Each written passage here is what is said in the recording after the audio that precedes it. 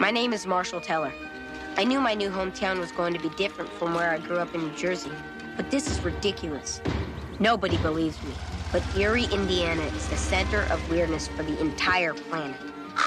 Item. Elvis lives on my paper route. Thank you, little paper boy. Item. Bigfoot eats out of my trash. Item. Even man's best friend is weird. Still don't believe me? You will.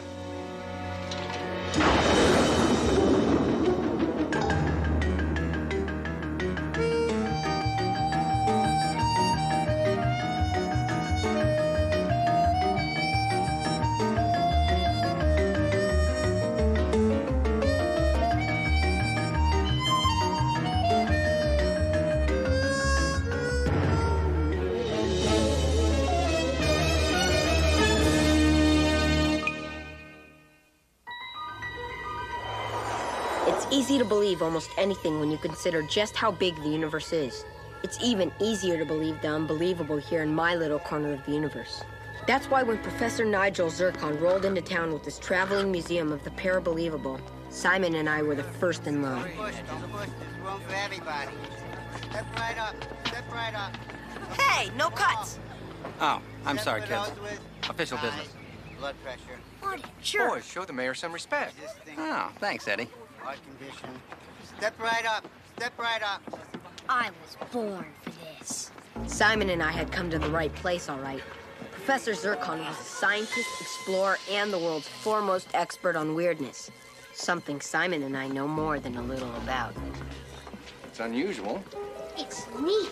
It's El Gordo, two-headed sow of the Yucatan.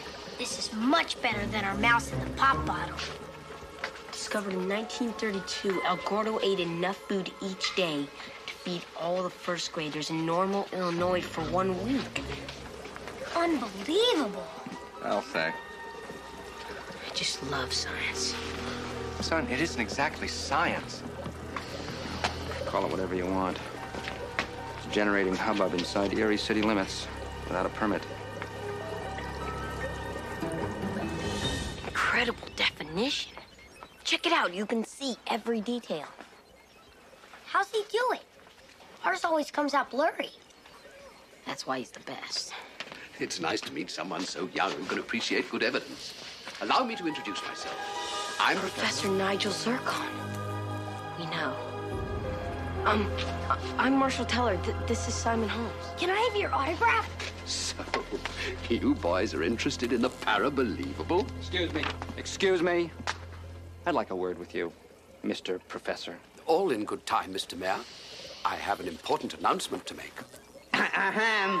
And now, the world's foremost authority on parabelievability, seeker, scientist, recent guest on The Tonight Show, Professor Nigel Zircon. Yeah.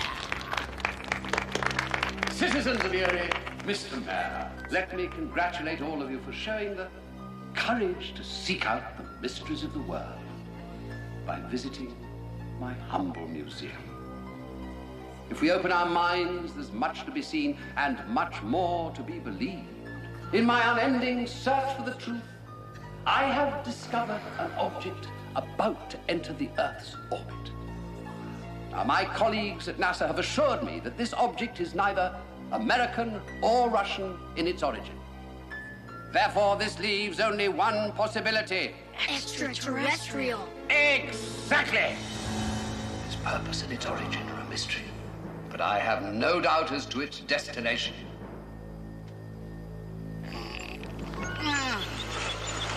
According to my calculations, sometime within the next 24 hours, this object will crash to Earth right here. Eerie, Indiana. Finally, there was somebody who I could believe. Better yet, there was somebody who might believe me. Unidentified space station, 3 o'clock.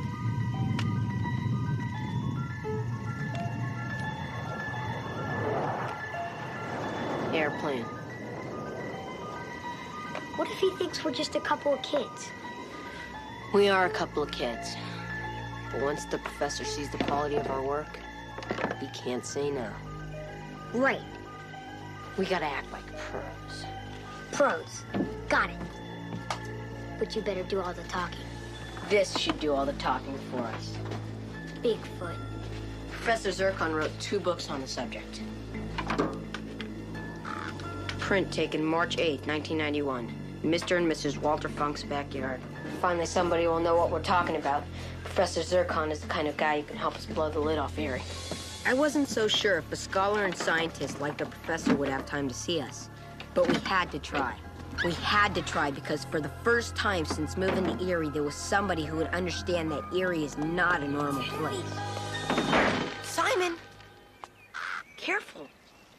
I'm nervous. Remember, we're professionals. How does it look? Don't worry, you're gonna love it. It's my best work yet. They'll be lined up round the block. Let's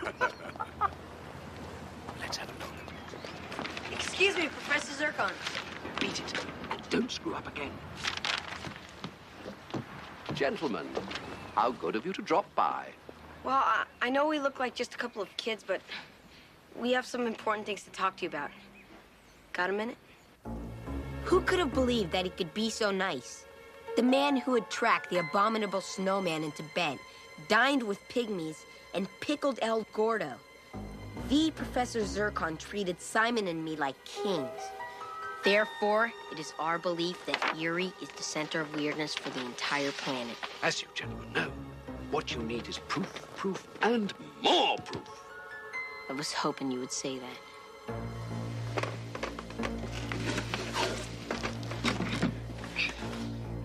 A footprint of the Midwest Bigfoot. Show him, Simon. You found it here in Eerie? That's right. Your books came in handy when we were identifying it.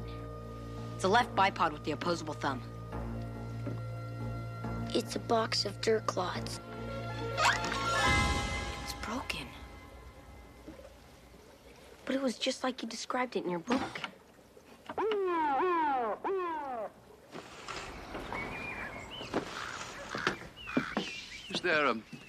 Is there some problem? Not for long. Yeah, Deputy. Problem is, this museum of yours is on public property, and in this town, the public is us. Officer Knight, read him the citation. Violation 42A-77, leaky oil pan. Violation of Civic Code PDQ-69, unsightly display of satellite antenna in business district. Violation of Traffic Code.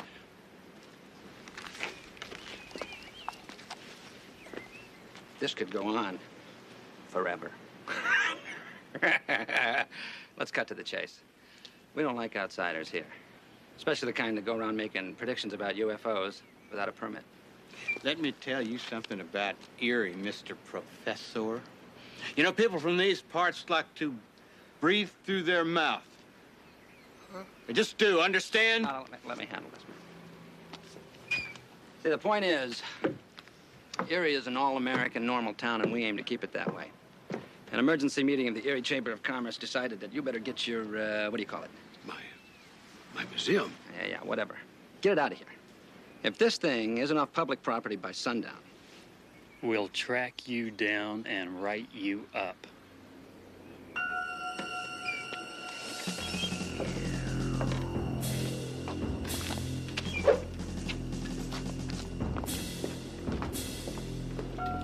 see you in the next life, Professor. Oh, ye of little faith. Sorry about that, Professor. That's okay, son.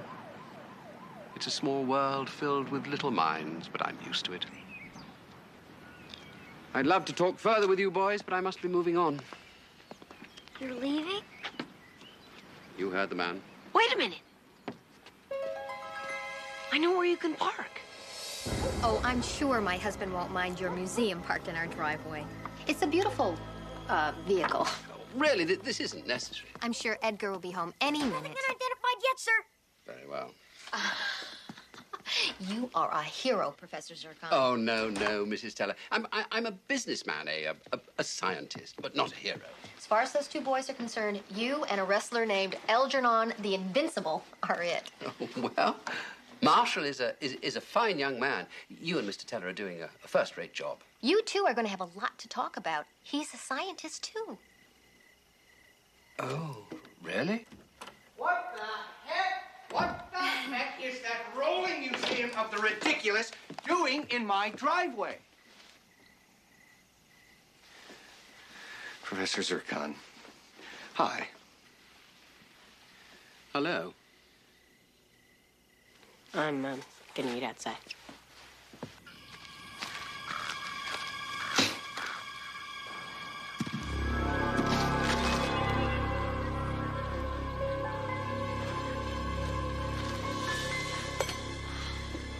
This is very cozy, you two. Mom, science isn't cozy. What are we having? Space noodles and moon sauce, sir. Macaroni and cheese? Go for it, Simon. I'll cover for you. Thanks for the lovely dinner, Mrs. Teller. You're welcome, Simon. Mom? Yes, sweetheart? How are Dad and Professor Zircon getting along? Oh, fine.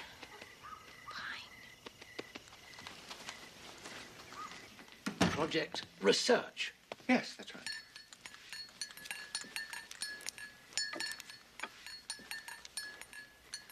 Edgar is designing a new food processor that has a... What does it have, dear? We're trying to come up with a new speed, something between whip and frappe. Nothing as exciting as... No. I have the utmost respect for your work, Mr. Teller. Well, all Marshall talks about is your prediction. I think it's wonderful. And the likelihood of a space particle actually hitting the Earth is, what, like 1 in 100,000? And how do you track it? Well, Cindy... There's not going to be any unidentified space debris landing in Eerie. And I'm sorry, there's nothing wonderful about the boys wasting the evening in the front yard. I mean, why don't we just send them out there on Christmas to get Polaroids of Santa's reindeer? I happen to know a little something about orbital mechanics and... Edgar, please. No, dear, I have to make my stand. For your information, Professor Zircon, I interned at the Smithsonian Institute before entering Syracuse to do my undergraduate work on archaeology. And then I...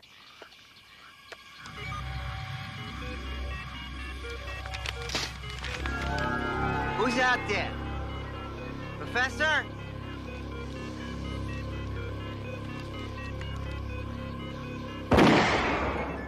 There he is.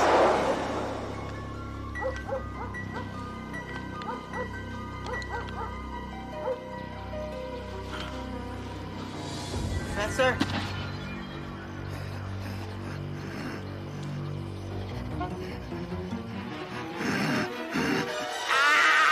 Then I received the NASA scholarship to MIT, where my thesis mattered. What is it exactly? We received rave reviews. The space thing is here. Come on, we're so right where it landed. Shall we? Hurry! This way! No. My experience tells me it's over to the northeast more. No, it's over here. Really? Come on. Come on, Dad. I'm coming. There it was, daring us to believe. The Professor, Simon, and I are used to the unbelievable. Goes with the territory. This is even more impressive than I'd imagined. But for Cindy, Mom, and Dad, this was big-time weird.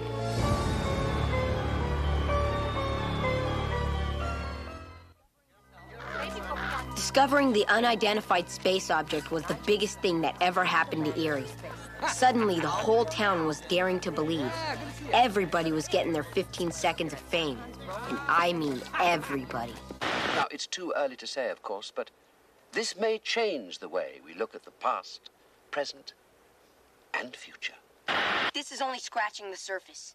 You wouldn't believe some of the things that go on around here. For instance... You might say that we here in Eerie feel that we each own a piece of this incredible thing. The genuine item does say I have been to Eerie and seen the space thing. Who knows? Maybe this is our first contact with life from another planet. Don't you think so, honey? No comment. What's the big whoop? It's just some sort of time capsule from another galaxy. See, we here in Eerie are simple, down-to-earth folk. Weird, bizarre, unexplained things, they never happen around these parts.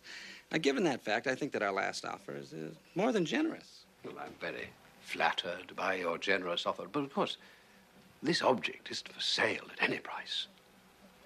I knew that guy that had the Holy Tortilla Shrine in Indianapolis. Uh-huh. He put all his kids through college.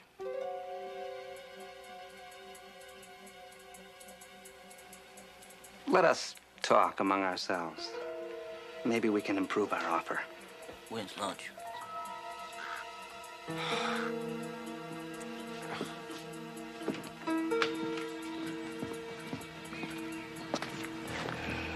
What's the matter, Dad? I'm in a tough spot. I know. You don't like the professor. No, you see, it isn't that I don't like him. I just don't want to see you get disappointed. I remember how crushed you were when you found out that Santa Claus wasn't real. You stayed up all night in front of the chimney with a Polaroid just to prove me wrong. Then when he doesn't show up, you refuse to open your presents. I mean, I had a lot of fun with your train Dad, set, he did show up. Only the camera was broken. But that's not the point. The point is, I saw the space thing fall from the sky. I saw it and found it. Just because it didn't happen in your laboratory doesn't mean it's not real. Marshall, the man is a con artist. Everything, and I mean everything in that museum is a hoax. I mean, even his name is phony. You're wrong. You're wrong, and I'm gonna prove it. Marshall! Wait! Well done, Edgar. Well done. Marshall, I don't like this. What are we looking for? The fact was, I didn't like it either, and I didn't know what I was looking for. But I had to prove something to my dad and myself. Whistle if you hear something. Bigfoot.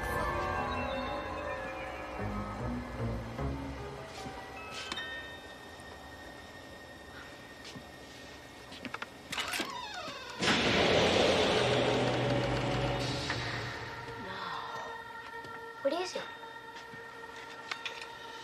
What are those? They're pythons. And that's how he makes his big footprints. That's right. Shh. Yep. Fake IDs. I liked it better when I thought all this stuff was real. Simon is the master of the understatement. The more we looked, the more we found, until there was nothing left of Professor Zircon. Operation Unidentified Space Object. So the conversion rate would make that what? It didn't surprise me that the powers that be would try to rook the professor out of our space thing and use it for their own purposes. Well, you drive a hard bargain, Professor. On behalf of the Eerie Yoshizaki Consortium, we're prepared to make you our final offer. $1 million for sole ownership of the space thing. It's a deal. Excuse me. Excuse me. Hey, we're doing business here. Marshall? It's a fake. He's a fake. What are you talking about? It's all in here. This is an outrage. These are my personal files.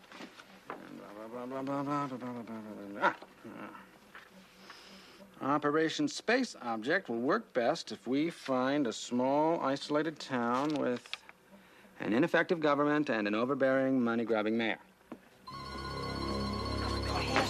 Get that guy. How you feeling, Marshall? Crummy. Yeah, I know how it is. I felt the same way after the Iran-Contra hearings. You know how you said I'd be disappointed if I found out there was no Santa Claus? Yeah. Well, this is worse. I mean, I never wanted to be like Santa Claus, riding around in a sleigh with reindeer and stuff, but I really thought Professor Zircon was somebody I wanted to be. Marshall, sometimes in life, it's gonna seem like there's nothing worth believing in. But I want you to know there's one thing you can always count on. One thing that's never gonna change. That's the fact that your mother and I love you. No matter what. Hey, Edgar. Marshall, I was just gonna throw this away. You want it? Sure. We'll take care of it. Even though it's not real, maybe we should still put it in the evidence locker. I was thinking about that, too. Psst. Psst.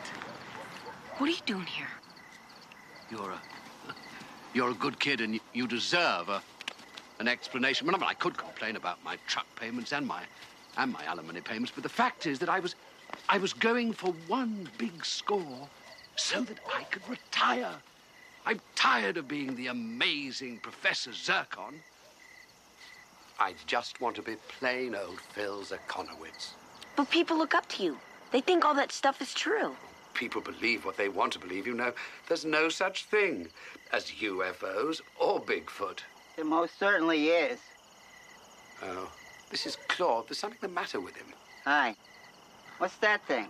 It's your phony space junk. That's not the space dealie I planted. Mine was much more realistic. Heck, that thing doesn't even blink. What is it then? Where did it come from then?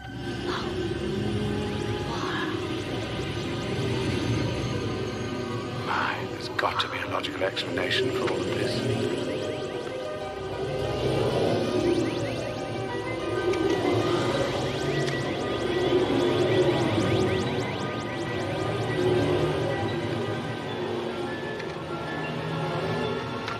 I don't believe it.